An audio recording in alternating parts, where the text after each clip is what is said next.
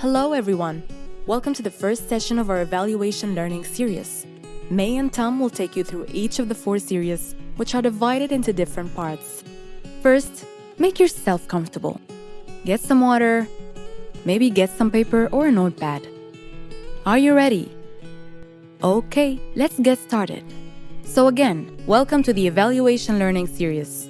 Hopefully, at the end of this session, you will understand better what evaluation is and why it matters, enhanced appreciation of the evaluation logic and its process, a better capacity to design your evaluation with a mixed methods approach.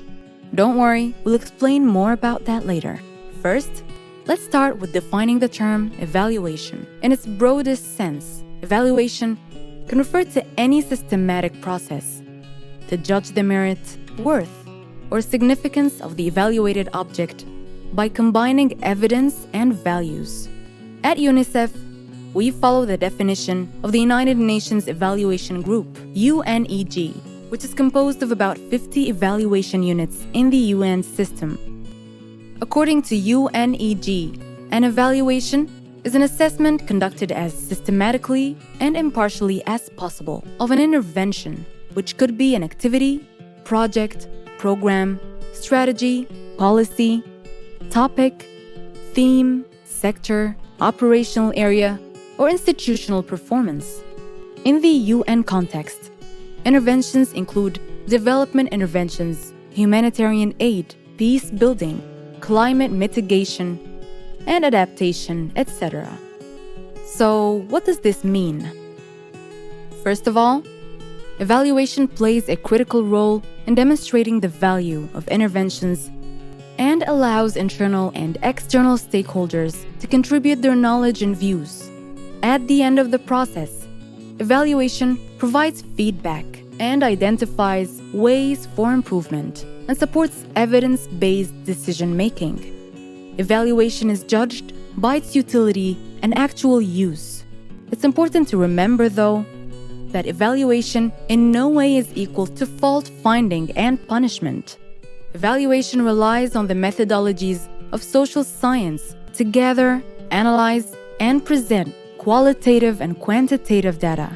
Also, the criteria we use in evaluation are linked to what we value in our organization. For example, equality, inclusion, and using a rights-based approach. Evaluation is also a social practice that involves relationships and interactions with the individuals and groups who have a stake in the program or project being evaluated. These stakeholders can be anyone, from government officials and international decision-makers to local community members and the end beneficiaries of the intervention being evaluated. So, evaluation. I have already been using that word a lot in the past few minutes, but maybe by now you're starting to wonder what the difference is between evaluation and other types of assessment you might have heard of, such as research and monitoring.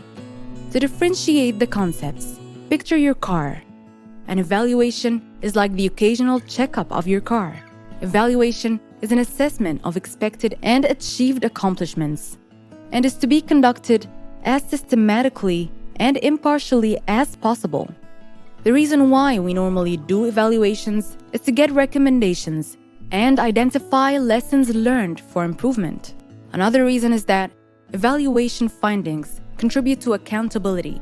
For example, donors that provided funds for a particular project or program to be implemented normally request for an evaluation to be conducted, usually at the end of the project, to get evidence and data and information on how the funds were used to achieve certain predetermined results.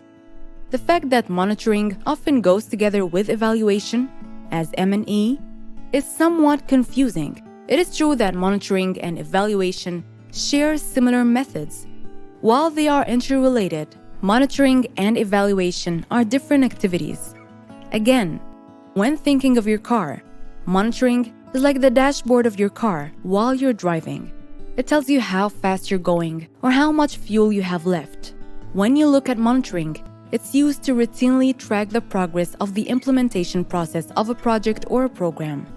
Thanks for watching the first part of this series. In this next part, we will look more into the differences between evaluation and other types of assessments, who is involved in an evaluation, and the different terminologies that are used at different stages or phases of a program or project.